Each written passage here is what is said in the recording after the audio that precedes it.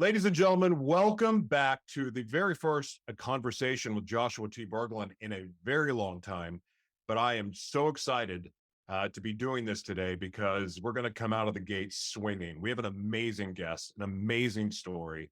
And frankly, we're going to discuss a subject that I've actually just started talking about recently, privately, because I want to know more. And those of you who know my history know a little bit about my backstory. It's pretty complicated, and where it gets really complicated is the discussion of sexuality and sex. I was a 20-year chem sex addict. I know about every perversion you can imagine, whether I was active in it, explored it, or was repulsed by it. But nonetheless, I was in a very, very dark world of sex. In fact, sex controlled me. Sex was something that, because of whether it was lack of honesty, lack of emotional maturity, lack of confidence, lack of certainty, fear, whatever it may be. But the fact is this: sex and inevitably drugs ruled my life for most of my life, and I have the consequences to show for it. That said, what I've noticed in my journey, my 7-year healing journey, is that the longer I've gone down this path and the longer that I have worked on mastering myself and mastering self-control, and which, mind you, I'm not the greatest, but I'm working on it.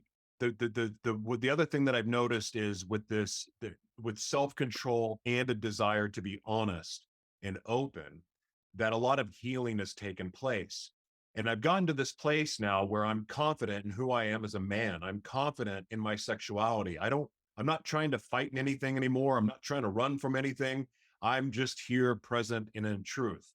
So now there's a new level of mastery that I'm working on within myself, because there is some type of connection that I don't understand between sexual energy and creativity and our power as a man. They are somehow all connected. And while I don't fully understand it, I believe with all my heart, our guest has not only an understanding, a deep understanding, because he is teaching, and he's teaching some powerful courses. He's written some amazing books, and the people that he counsels, he is absolutely changing their lives, especially the lives of men. And I would imagine by changing the lives of men, he's changing the lives of the people that love those men too. So it is a great, great honor for me to introduce to you Mr. Lenerd, and I'm going to say, is it Louw? Louw, you told me, and I just didn't want to ruin it. Is it Lenerd Louw? Lenerd Louw. Lenerd Louw. Okay. I am so sorry. And I mean, no disrespect at all, Lenerd, but I am, I don't really spend a lot of time looking into people. It's when I feel led to interview them that I do. But what little I know of you, I am truly, truly honored. And I feel that it's divine timing for you to be here today. So thank you for being here. Awesome, Joshua. I felt the same. I felt the same energetic pull. And it's really an honor to be to you today, man. Feels good. Great to Yeah, have for fun. sure. You're in South Africa, right?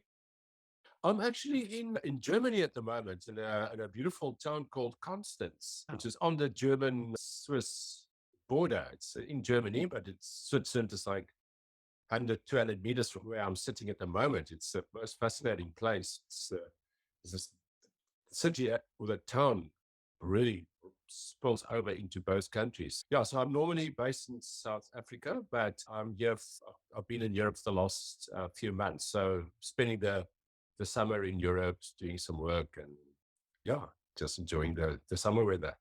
I need to have a tourism show so I can talk to you about all things Germany and Switzerland, because I have not been there yet, but that is on my map to go to this year. And so we'll have to have a separate conversation about life there, because I really do want to know. But I want to, before we get into this conversation, I would love to know, sir, what are you grateful for today and why? Oh, Joshua, just before we started, I thought let me get out and actually for a walk around the block. And the sun is out and the people in the street and this fresh air. And I'm just grateful to be alive. And I'm grateful to have this body experience on this planet and just be able to engage with life. Yeah, super grateful for that. Super grateful that I'm healthy, that I could walk down the steps, walk around the block and come in, you know. So I'm super healthy for that. You super, know, super else, you know. I can appreciate that gratitude. I'm kind of in that same place where I'm just appreciating life and the opportunity that the opportunities that keep presenting themselves. And yeah, I'm at that place now, and it's actually a beautiful day in Minnesota too. So excited about that. Excited to have you here, and I want to get into it. So my life, when I first came into success, it was all about drugs, sex, and excess, and debauchery. And I think you told me that you read my book or watched the movie or something like that that we made, and so you got a little taste of that. But well, from what I understand, that you know a little bit of that life too. And I want to ask you something. Was it the success? Because they cocaine, women, sex, threesomes, all that kind of debauchery was your life. Was it the success that brought all that on, or were you all about that before you were successful? It's actually neither. It's quite fascinating, Joshua. So I became successful, at in a business corporate space, my early 40s already, and it was actually fine. But then what happened is that I just had an inner shift. It was it was this voice telling me to do something different with my life, and it didn't make sense. So I was very much in business, was in a 4-year relationship, I was always been out of the box, but a pretty stable kind of life. That's before the sex, drugs, and rock and roll. And then my early 40s relationship came to an end of 4 years. I was, asked to start another business for guys. I was very much a startup guy, entrepreneurial, starting businesses. And as I moved from a city in the North, Johannesburg, to Cape Town, all of these things happened at the same time, out of a relationship, moving city, starting a new business. And as I was starting this new business, I realized this is very much copy paste of the previous business. And damn, man, I just felt bored. I felt like, no, I actually started getting bored. And I started setting this business up, but I would walk onto the floor, very much open sales floor. So just me starting it. By the end, we were like 400-500 people. But I just started very soon after launching it, walk onto the floor, and I just felt I shouldn't be here. I should be doing something else. And it was super confusing. This is what I've always been working for, studying a lot of stuff to be able to be in this space. And so mine is quite different in that the sex, drugs, and jacuzzis came about for me trying to distract myself from this voice. You know, Hmm. it's a fascinating thing. It's like I was in Cape Town, going out also in a single space, bored with with the business space, and I just couldn't understand it. So I got into a point of, okay, let me just distract myself. Monday to Friday I would be working, and then weekends was as you say, total debauchery. It was just like a lot of drugs, a lot of sex. Then a jacuzzi on the deck overlooking the beach there in Cape Town, Table Mountain behind me, pretty beautiful scenery. It was often me and 2 or 3 women at home for the whole weekend, not sleeping much. Some of these drugs that we take, don't, you don't sleep, So Yeah. go back to work on Monday and then trying to operate. And that's pretty difficult. Yeah. So I don't hear this story a lot, but in essence, that was it. That was it. And that was 4 years of that, where I was just like full on going into it. And then also, there's also a lot of fun. There was also a lot of dark spaces of like, wow, what am I doing and where am I going? But obviously, it's schoolboy fantasy, being there on the deck, making love to 2 or 3 women at the same time, being in that space. So that was as a mixture of like having a lot of fun, but also really a dark space. And that lasted like 4 years. And eventually I went, okay, I must listen to this voice of changing things. And then I was actually just on the one day stop partying. I was then actually going out with some women like the last 6 months then. And I just stopped partying and then went like, okay, let me listen to this voice. And and then this voice basically just said, clear out all of the old to allow for the new to come in, which then led to me resigning, selling almost everything, giving everything away, getting a backpack, and then going on this journey around the world. Was there a breaking point though? I mean, because I understand that voice, but I didn't want to listen to that voice because that voice just made me go, give me more drugs or give me more alcohol, give me more whatever, because I didn't want to hear that voice. I never, like, I got high in whatever variety that I could to avoid that noise in my head. And of course, when that So, noise got louder, I would do even more to make it go away until it started telling me what I wanted it to say, which was really not reality. But that was my life. But it took a very intense breaking point to the point that there was nowhere for me to run, for me to make the decision that I'm done with this life because I had no other option. Was there a breaking point, or were you just cognitively aware enough to know to listen to that voice? so first of all, the voice started before me taking the drugs and stuff. So I was very much a normal guy in the business space there.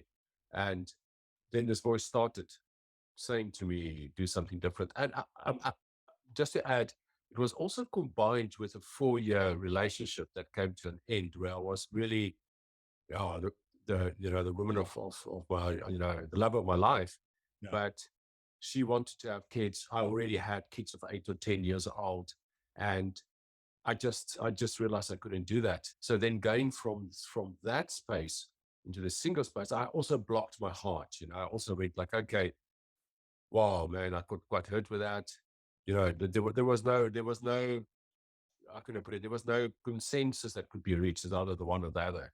And then coming out of that, blocking my heart, engaging in sex just from a body point of view, not from a heart space, then coming across some wild, crazy women in Cape Town that introduced me to drugs.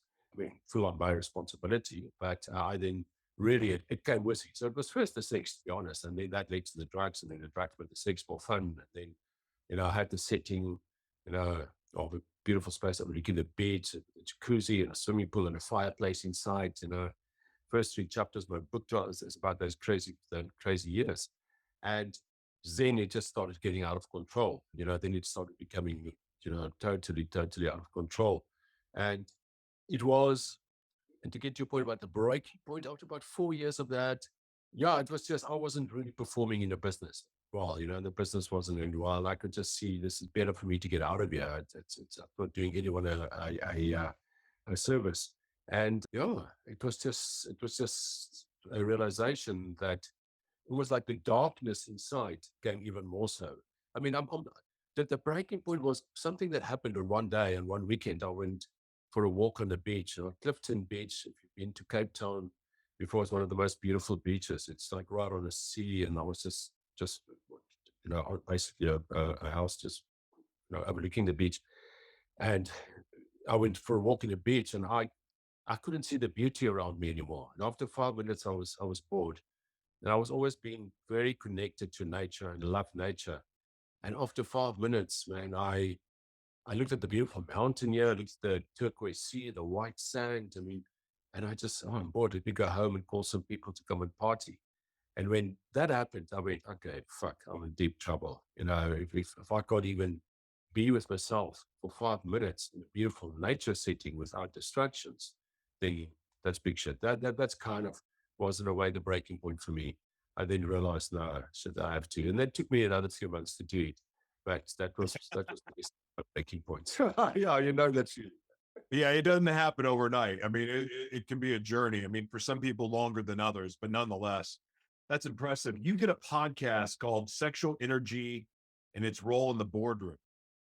And that is something for me where I've been on my own independent for a long time, and now I'm an executive, and I'm in this position of all my dreams are coming true. Mm. And it's a very interesting time because my cycles tend to go in 7 years. Like, for instance, I have this opportunity, I sabotage it for whatever reason, and then I start this circle around the mountain that takes 7 years. Like, that's my cycle for some reason of getting a chance to redo things. So, sure enough, I'm at 7 years. The last time that I had a team, the last time I ran a business with actual employees, and it was a part of something that was big because I wasn't a good steward before. Coincidentally, I wasn't a good steward because I was making a bunch of money I was able to feed my chemsex addiction as much as I wanted. And I wasn't a good steward of anything. I wasted everything. I was a womanizer. Everyone that tried to love me, I hurt because I was a cheater, wasn't willing to be honest about my sexuality, wasn't willing to be honest about anything. So everything was excess. Everything was running from something. I partied when was sad. I partied when I was mad. I partied when I was happy. I partied all the time. And with that, sex and drugs went hand in hand immediately. The first time I tried drugs, I went to an orgy. So it got really quick that I couldn't even have normal sex without needing drugs. I mean, that was my life. And of course, I lost everything. And I'm homeless, got a crazy story that we don't need to go into right now. But this rehabilitation process started 7 years ago. And like now, is I'm getting that opportunity after being homeless and losing everything. And here it is. Here I am again, where I feel like the world is my oyster. Oh, And great. I'm in this place also of understanding and needing to master myself because I haven't mastered all sides of myself yet. And I know it's an ongoing process, but I got a lot of work to do. Sure. And in one of those areas, I'm starting to recognize is my sexual energy. Uh, And I've been listening to a lot of really old lectures by Manny P. Hall, and I know like and just different thought leaders and Neville Goddard and other people talking. And I've been learning about sexual transmutation. And I know that there is a connection between my creativity, my sexual energy, my power, and everything else, and sex. And that yes. like creative. So what I don't understand is how they actually do work together and why it's important. So going to your podcast, Sexual Energy in its role in the boardroom, can you talk about just that statement alone and what it really means? Oh, sure, Joshua. That's beautiful, man. Yeah, there's such a deep connection. Maybe what I can do is refer to something. I don't know if you've come across the book Think and Grow Rich, Napoleon Hill, Yeah. the 1939, the 13 factors, where it talks about sexual energy transmutation. So maybe I can just quickly just mention that. So you identified, the biggest business book of all times, and he identified 13 factors that made all. He looked at like hundreds of successful men, and he looked what is the factors that made them successful, and there were 13, and one of them was sexual energy transmutation. Now, this is a book that was published in 1939 in the States, which is actually profound that he could actually publish that, and that there was a chapter with his name. And what he found was that all these guys could utilize their sexual energy and create from that space. Reason I refer to this is because he gives one example, and it's like really quite basic. He asked the one guy, "How did you build these big businesses?" And his take was, "My gorgeous, beautiful secretary." Because I would walk in the morning, walk past her, and she had this beautiful, so it's this beautiful section. I could feel the sexual energy rising. I would then go would go past her into my office, and I would just sit there, and rather than pull the energy out, either, masturbate or ejaculate or have an affair with her. He just went and took that energy because he was vibrating with it, and he actually put his focus on, okay, how can I start the next business? And then he went like, okay, he had all this energy in his body, and he went, okay, well, and he actually channeled it and said, okay, I've got this problem in this business. How can I do? And then he went, and okay, what new businesses can I start? So it's just I love that example because it's actually, I like to make things practical and simple, demystify things. So that's like one way of doing it, just by putting the attention there, feeding the energy, but not ejaculating it out, but actually putting that, just taking all that energy and putting your mind or your heart into a focus of something else you want to do. So that's a good example for me of So that. what happens if, let me ask you, I apologize for interrupting. So, but what happens in a case of you're in a monogamous relationship and you have a partner like that you enjoy making love to? Yes. And so like with my partner, Jessica, so I really love having sex with her and she won't be embarrassed by me saying that. I love having sex with her, so I want to give her sex all the time. If I'm giving her sex all the time, am I able to sexually transmutate? Yes. So that's a beautiful thing. I don't know Oh, if aha, yeah, that's amazing. So that is unbelievable. So, and oh man, you can talk about days for this. I just love this stuff. I love this subject, by the way. So, Yeah, so there are a number of things that come up here. So, firstly, you can do it by just putting the intention there. And whilst you're making love, you can, I don't know if you come across the word sex magic, where yeah. you Oh can, well. So I did some. I know dark sex magic. I okay, know. Yeah, I know a little bit about that. okay. Go ahead. So maybe just to explain the way I see it here is that you can basically, as you feel that energy, you can, the manifesting part, so you can actually, where I say, listen, let's manifest some goal in our business and then make love and then actually put that energy in it and actually have that thought in your mind whilst making love with this energy running through your body. You can even, when you then orgasm, scream it out to the world or verbalize it out. So that is super, super powerful. So whatever you think of whilst making love is a massive, massive, massive, powerful manifestation. I often say to people, so let's say you make love with, this can work both ways, in a positive and a negative way. Let's say you make love with your partner and you think, oh, wow, I hope she's not having an affair with someone or going to have an affair with someone. Trust me, she is going to if you think that, because you're now manifesting that, or vice versa. If she's got that. So what you think whilst making love is so, so important because it's magnified hundreds of times because the sexual energy is in that space. Any picture that you have in mind whilst you're making love is like this. That's why is okay. So I believe I was an evangelist for a couple of years, and even though I always had lots of questions about the Bible and some of the contradictions always confused me, I'm not an evangelist now. And but I also do love the Bible, even though I again there's things about it that I go, okay, yeah, man put that there, blah blah blah. Anyway, we don't need to have that conversation. But Sure. it makes me think of when two or more come together. Because I do the thing I believe about the Bible is that it's a metaphysical book. And the way that some people take things literally, it really confuses issues and what it was Yeah. actually the Bible's actually trying to say. But when you were talking about that, I think about that one or two, or when two or more come together, Right. ask for anything in my name, and so it will be done.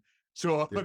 I'm thinking about that, going, okay, so is that is that is that where God's talking about, or Bible, or the man that put it there is saying that the way that you manifest is through sex? Is that really what it's saying, or is it saying something else completely? So I'm also not an expert on the Bible space at all, and also not religious anymore, really. But I think what I think there is a lot of validity in that. When more people come together, the energy is multiplied. So I see that in workshops, in the rituals. If it's like 10 people, 20 people doing a workshop together, it definitely does get magnified. So I think maybe that's what that refers to. Now, if you do take that and the two people come together, but you also put sexual energy in the space, it just magnifies it even more. As you said earlier, sexual energy is creative energy. Now, feeling that in your body and then that vibration through your body, I have the saying where you make love and you really make love for a long time and you're really merged with the other. It's like making love with God, to God, It's, in the context of, let's say, not I understand what spirituality, you're saying. but the universe, and you make love with the universe and you like really merge in that space. So all that sexual energy in your body is super powerful. So you can use that for manifestation in the act of lovemaking. Okay, so that's the one part that is super, super powerful. And then there's also another part, which is outside the love making, after you've made love. And here is something that I find that's super powerful and that not many people know about, neither men nor women. And that is that you don't have to, every time that you make love, ejaculate. And the practice of semen retention, the practice of ejaculation choice, we can build that energy, and then had the beautiful journey of lovemaking, but not necessarily the ejaculation. And then that next day or that later the day, you are still full of the sexual energy, so you're not depleted. So even later in the day, walking around with this energy inside your body, you can still transmute that. And, if I say transmute is really just changing it, transforming it into something else. Then say, go play with your children in a park. It could be as simple as that. Yeah. That's also transmuting that life force sexual energy. Now, if you have, let's say, ejaculated 3-4 times in a day, like a lot of guys do, or every day, you actually get depleted from the sexual energy. And if you hold it a little bit and maybe ejaculate only once a week or so, or maybe third, fourth time that you make love, you've got more energy in your body in terms of your life force energy, creative energy that you can then channel into whatever you want to be it your hobbies or kids, or whether it be money or business or anything like that. So yeah, so that's, we're touching a little bit on that topic now. But so the sexual transmutation, I believe that's what Napoleon Hill was writing about in 1939. I mean, I don't think he could have put the word ejaculation in a book in the States. I don't think I he would mean, have seen the people life of had to that. sleep in separate beds on TV. So yeah, I don't think so. I I'm fascinated that that heading of that chapter even, was there. Yeah. If I read that chapter, I read between the lines. He's also talking about that. I really think he's talking about also doing that. And if I say that practice, I just want to very clearly state this: it's not the thing about never ejaculate. There are things on the internet where they talk about no fap and semen retention, never ejaculate, use that energy for starting businesses. No, that's out there. That's not so my sharings or my views very much. No, definitely ejaculate. Just find your right frequency so you can not deplete yourself, and that you have this sexual energy in your body that you can then utilize. It's like, it's more like utilizing for stuff. You use transmute. It sounds a bit maybe woo-woo, but all that really means is you utilize this for something else. How does monogamy play into sexual transmutation? Like, in other words, so now we've come in this, we live in a world now where marriage is not as big of a deal as it was. And frankly, only in America, I believe that, and maybe Africa, that marriage is harped on, and that the rigid marriage beliefs. I believe in European countries they have a little bit more, like you could be married, but a mistress is kind of okay. It's like one of those unwritten rules. I mean, in society across the world, that we have different views about sex and marriage and monogamy. But America is changing a lot. Polygamy is becoming more common. Sexuality is all over the place, and which now I think we're now calling fetishes sexualities now. I mean, it's just really messed up. But Mhm. we are hypersexualized, we're over sexualized, we are sexualizing kids, we're all this shit is happening now. And it's absolutely disturbing. And this is coming from a guy that knows Yeah. about every version you can imagine and did things on drugs that I put it in a book. I'm not talking about it today. But at the same time, I also understand why people wouldn't want to be monogamous. I don't believe in lying, but I like, if you have an agreement with your partner and like, listen, we're going to be straight up and we're going to be honest. This is what we want. Like, Mhm. that's none of my business if to judge whether that's right or wrong for you, because who am I as somebody that is attracted to more than one sex? I don't like Sure. it's the thought of monogamy is very difficult, even though I'm monogamous.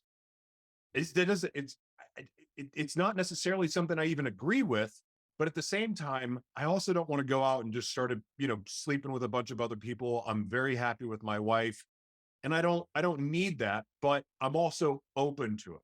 And like, I don't have beef against it, even though I'm not practicing it. That said, I do believe in this thing called soul ties. And that's another thing that's kind of kept me from going out and being a wild person like I used to be. And Mm. and I do genuinely really love my partner. But the reason I'm asking this is because, like, as a CEO, like, those sexual desires don't go away. Like, even though I quit doing drugs and I haven't done hardcore drugs in years, Mm. I still have those desires, not necessarily to the extreme some of it went, the stuff that I don't remember doing as well. But I mean, Mm. the basic desires are there, and they feel normal to me now. But that said, that then I'm extending myself outside of my relationship and others. And I'm just using an example. How does monogamy play into sexually transmutation? And if I'm a CEO or I'm somebody in the boardroom or I'm a leader and I'm wanting to be the best version of myself, does that require monogamy? No, not at all. I really believe you have to live your truth. And if that's monogamy, then that's beautiful. If it's an open relationship, that's beautiful. And sexual transmutation works beautifully for both. Maybe I can share a bit about my journey on it. Please. I mean, I'm in a monogamous relationship at the moment, and it's beautiful. And I've been for the last 2 years. And before that, I was in a 3-year open relationship, and it was also beautiful. And then before that, as we discussed earlier, I was in a crazy time. I was just a single guy having lots of fun and, very open and authentic about it. So, yeah, so I really believe you have to follow your truth. I think a lot of the problems about sexuality that's out in the world, and you mentioned some of the stuff there in the States at the moment, is because when we suppress our sexuality and we put guilt and shame and fear Mm. on it, the moment it is, we can get rid of the shame around it, and we can just be freely expressing our sexuality, but in an authentic way. So if you feel you want to be in an open, authentic relationship and your partner feel the same, then beautiful. Why not? If she doesn't, then maybe that's not the relationship you should be in. Yeah. And, and then that truth may also change over time. So for me, 4 years ago, the truth of being in an open relationship was perfect. I experimented with it. It was great fun. I enjoyed it. And now I just feel, yeah, I prefer the monogamous part. There's less tension on my nervous system. There's less tension on her nervous system. My 5-year journey around the world, a lot of my friends are, came across tantra and sacred sexuality. A lot of my friends are open relating, and both relationships have, is is have, that are requires authenticity. I think open relationship requires, as much authenticity as monogamous. I think where sometimes it goes wrong, and that's what you were saying there, I think, Joshua, is that when people are in something, but then they lie about it, or they're not authentic about it. Mm. So they're in a relationship status, but then let's say, a cheat about it, as opposed to be authentic about it. I think that's where maybe the suppression and the negativity and the shame and the guilt and the fear come from. I mean, we all be there. I mean, I've also been, so I think authenticity is the big thing. To just Yeah. be authentic to yourself. What I desire, what I want, and then what does my partner desire? Is there a match? And then to live that. So for me at this stage in my life, it is important for me to be with a highly sexual woman, with a high sex drive, super horny. And I'm very lucky I've got a super horny woman in my life, and I'm super horny. So, I mean, I'm having more than enough sex. So I'm quite happy that my hands full with more. Yeah. So yeah, I think it's all about authenticity and transportation can work from both types of relationships. Yeah, I agree with everything that you just said. I believe that too. But you can't have that without honesty and being transparent. And I do want to address, and I know that, like, well, let me rephrase this. Like, for me, the the the desire for maybe not being monogamous really has more to do with my sexuality, and because sometimes there's a part, I think a lot of, and even though I wouldn't really say it is bisexual, but we'll just say that for the sake of lack of words that I want to use, because I don't Yeah. even know how to But describe what I am, but that's okay. I'm fine with that. But that like there, it's almost seems like if I shut that side down of myself, if I shut that part off, it's like cutting off a leg, and it's yeah, denying that leg exists, and it's just like this doesn't make sense. So it's like, okay, well, now that I'm this, now that I'm this way sexually, or not now, because I am this way sexually, I would think that I should go out and exercise that and explore that. I love before, because I wasn't willing to be honest about it, I had to hide all of that. So then I'm sneaking around. And when you're sneaking around and you're in the shadow world, well, that's where all the drugs and the crazy is. So you do sure. all this crazy stuff, but that's all I knew back then. And there's an exhilaration from sneaking around. But, eventually all secrets get exposed. And I'm fortunate to have exposed mine, but also, I've learned the consequences of cheating and how awful that is and like the damage it does. Like cheaters, I want to speak to cheaters real quick. You're cheating and you think you're getting away with it. I can't even tell you the damage that's being done and that will be done when they find out. And they always find out. But here's the thing, it doesn't just hurt you when you get caught, it hurts the person you're cheating on, and it affects the family, and it can affect generations. It is a Sure. level of trauma, because breaking, it's not even about the fact that you stuck your willy in something else. It's not, Mm, or you open your legs for another person. It's not even about that. It's about the break of trust. When someone sure. trusts you and you break it, you shatter the whole world. You affect them for other people. It is Mm, damaging.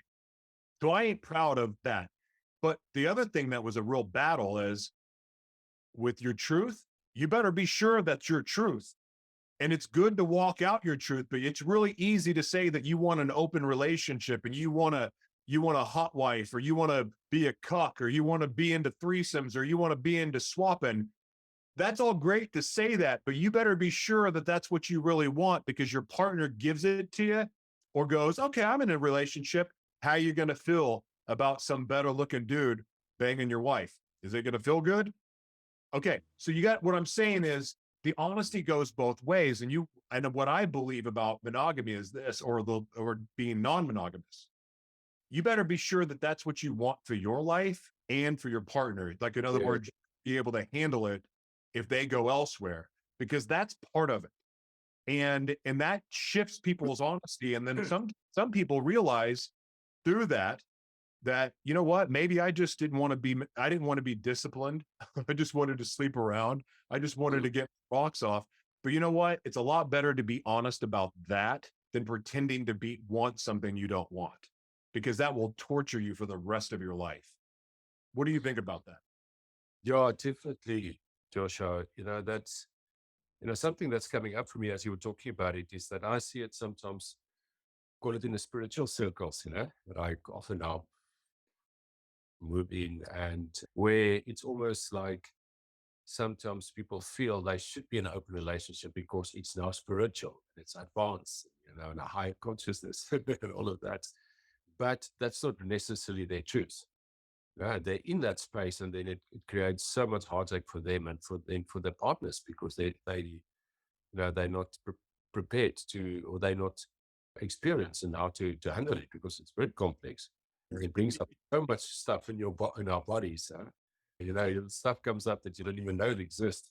And yeah, so I think it's something that you must really, really feel, as you say, not what is comfortable for you. How would you feel with your partner in that space? And if it's not your truth, then yes, then don't go there. And then to your other point, I mean, I'm in a monogamous relationship, but I, that doesn't stop me from, if I see a gorgeous woman walking in the street, and I would say to my partner often, I'm quite lucky that she's super happy that I can just look. I mean, I've been in relationships where a girlfriend would like cross with you. Why are you looking at that girl? So luckily I'm with a beautiful woman at the moment that actually appreciate that I appreciate beautiful woman. And sometimes she says to me, "Wow, look at that guy. He's like really well built." And I go, "Yeah, he's like a good looking guy." So I don't think there's anything. I think that's the beauty of it, to still appreciate beauty and this the sexiness of someone else. it is then, what do you do about that? So I can walk with her and say, wow, look at that gorgeous woman, sexy woman. I can feel the sexual energy coming up in me. And I say, wow, I can feel that. And I think that's perfectly fine. But if my agreement with her is not to have sex with that woman, then I think that's where I then just draw the line, if you know what I mean. I can Yeah. still feel energy, and that's nothing wrong with it. But then I actually contain that sexual energy in myself and breathe it up. And I can even put that sexy energy in my lovemaking with her, and that was Hannah. I can actually go and let's say, okay, well, this, I mean, that's cool. So I think it's what's the agreement, and that's where the trust is so important. I love what you're saying, because the moment I know the agreement is then not to have sex with other women or penetrate her, then I would be breaching that trust. And Right. that irrevocably changes the relationship forever, because now the trust is broken. If the agreement is that when we at, I don't know if you in the States have they call it ecstatic dances or conscious dances, very much in the spiritual tantra world where you like dance, go dancing for an hour or two, beautiful music. There's no alcohol, no drugs, there's nothing, there's no talking on the dance floor. It's like a dancing session of people just dancing free flow. And then sometimes people interact with each other and dance. So our agreement is, for example, we can dance sensual with other people in a dancing space, you know? So it's all about what is the agreement of this monogamous thing. So I can get super sexy with the woman on the dance floor there. But when the dances, and she can with the guy if she wants to, or another woman if she wants to. And then if the dance ends, but okay, cool, thanks guys, it's beautiful, and then we go, so I'm just illustrating some other examples of what this agreement that you have with your partner can be, as long Yeah. as you stay in that agreement. I love it. What has worked, because again, I'm coming from a very unhealthy relationship with sex, and I did for years. And then I met my partner Jessica now, and she helped me work through all of that. And so where I couldn't even imagine having normal making love sex before. And now I can make love to my wife, Mhm. but couldn't before, because when I would have sex before, I'm like thinking of orgies and how many other people were joining and all of this other crap. And like, that's where my brain was all the time. Mhm. And one of the things that I've learned in this journey of healing and getting more comfortable with myself and the healing process is that, you know, sometimes fantasies are just meant to be fantasies. And sometimes role playing the fantasy is more fun and exciting than actually doing it, because half the Yes. time that you're trying to make the fantasy come true, something Mhm. doesn't really match up and something's off, and it's like doesn't fit the visual description. And the person didn't do what I wanted them in my role playing imagination. So there's so much disappointment, and it's challenging to find the right people if you're wanting to open your relationship. So I've learned, in the way that we've worked through it, and this is how I've kind of managed the fact that, I'm interested in other sexes than just, women. And but the way that we work through that is simply by role playing. It's still being honest. I'm getting to speak what I is going on or what I'm desiring, and I'm able to have healthy communication and finding a way together as a couple to utilize those things to have a very exciting, adventurous relationship that feels open sometimes, even though it's not. And because of that, we've developed a really healthy trust and communication and being able to talk about these things. And so, if it ever did come up that that's something that we wanted to do, you know what? Or we met somebody or whatever it may be, we can talk about it and Uh, without fear. And that is an amazing place to be. And because of that, my desires to go sneak around and do all those other things that I used to do mhm. before just gone away. That power, that stronghold that it had on me, those desires and that Mhm. almost physical need to go do it went away. And now I can just be at peace. It's like a miracle. It's fascinating, huh? Yeah, it's amazing. We aren't being taught that that energy that you feel is actually your energy, not the other person. Just what as you were talking there, what came up for me is that that sexy woman I see across the road. I often say to the guys that I do this 21-day journeys with, where no what's no porn, no ejaculation for 21 days, and the energy builds up in their body, and you see this beautiful woman, and you're like, it's even more profound. And then I said, but the energy, remember, that's not her energy, it's your own energy, you know. So you don't have to spill it out with something. You can if you want to, but you don't have to. You can actually just feel that energy. So you're in a supermarket and you see this gorgeous woman there, and you can like, wow, you don't have to go and like go fuck over the counter there, or imagine fucking over the counter. You can just go and stand there in the supermarket and then feel this beautiful energy. Oh, just breathe it up in your body and feel yourself vibrating. And that's a beautiful inspiration of a beauty, or his beauty, or whoever the person is you've seen, and it's now in your body. But now you just feel it, you express it in yourself.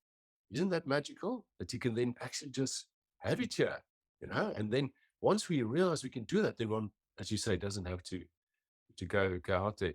That's the one thing that comes up there. And then the other thing that comes up is exactly as you were saying in the relationship with your partner, with Jessica. I've got the same with Hannah. We've got an agreement. If we ever feel that um, we want to have someone else with us in a sexy encounter, then let's discuss it. Or she wants to engage with someone, then let's discuss it. It's always have that open discussion about it. And also, as you say, the role play and all of that stuff. Of course, there's openness into communication. Yeah. That's solid.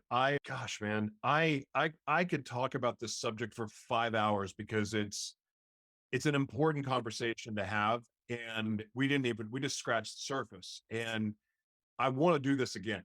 I want and probably I don't know. There's probably even a couple more broadcasts with you, to be honest, because we again just scratched the surface. And I admire what you do a lot. Let's do this again, but I would like to give you the opportunity to plug, your courses, your book, your website. Your website's fantastic, by the way. Oh, Your well, book, I've looking at your book. It's just terrific. I haven't been able to read the whole thing, but I've read some of it. Amazing. And your courses are extremely powerful. So please plug your business, and then you have the final words, and we'll be done. And then hopefully we can do this again. Josh, I love talking to you, man. I would love to do lots more of this. Yeah, maybe I can just briefly mention the online courses. It's really transformative. I find the guys have, God, there's so much into it. And basically what I have is a 21-day course, online course, where you can either do it self-study. I've got guided groups, and there is also where it's one-on-one, you know, ev- every week a Zoom call with me. But in essence, it's a 21-day course that teaches you sexual mastery or orgasmic mastery. And the details, click on the page there, it gives the details of that. And yeah, so those are the online courses. And then obviously I do one-on-one coaching also. So yeah, so it's lenerdlouw.com, LenerdLouw.com. So very much just a specific spelling there. And then, yes, my book is also on the website there. There's the audio book, there's the ebook, Jump, an Epic Soul and Sex Adventure. Yeah, it just expands on what we discussed earlier, the crazy days in Cape Town. And then this 5-year journey around the world, 35 countries, and massive learning of awakening. So yeah, I think gives a bit of background about that. And I'm just passionate. I'm just passionate about people living a life full of pleasure and passion and deep connection in relationships. What's happening at the moment for me is, also couples, but specifically, I feel this calling to to I mean, to lead journeys, especially for men, to deep transformation, to expand into their full expression as men. Masculinity. And sometimes in today's age, it's almost like a dirty word. Yeah. So I want to have that healthy masculinity, unapologetic masculinity out there. The young guys that come out there now, they arrive in this world, they have nothing to do with patriarchy. And as they arrive, they get, it's always not slapped a bit and maybe don't feel so welcome when they arrive. So yeah, I really want to, it's my passion. for masculinity in a healthy way to be prominent. Love it. And also, if men can master their sexual selves and have self-control, I think they can control anything. So it's an important, useful thing to find discipline in this area is one of my takeaways from this because it can be used for so much good, so much power, so much creativity. And at the same time, it's not as rigid and is a lot of people make it to be. So it's like good news actually for you hypersexual people out there. Guess what? There's good news for you. Exactly. It's great news for you. So you Yep. don't have to become a monk or a priest, even though, we won't go there. So my man, thank you. I cannot wait to do this again and have more of a laser focused conversation, but I really like these getting to know you conversations and just, seeing what you're about. I'm a fan and highly recommend you to other people. And frankly, there's just a lot of men out there that could use your coaching and what you're teaching. Because again, I think if you can master this area of your life, everything else kind of falls in place. I mean, there's other skills and tools to learn, yes, but this is think about all the scandals around sex and cheating and trying to cover up things like covering up that you're bisexual or covering up that you're gay or covering up that you're cheating or whatever it may be. That's all exhausting. There's a better way, and I think that you teach that. So my man, thank you so much for your time, and I look forward to doing this again. Awesome, Joshua. Thanks, man.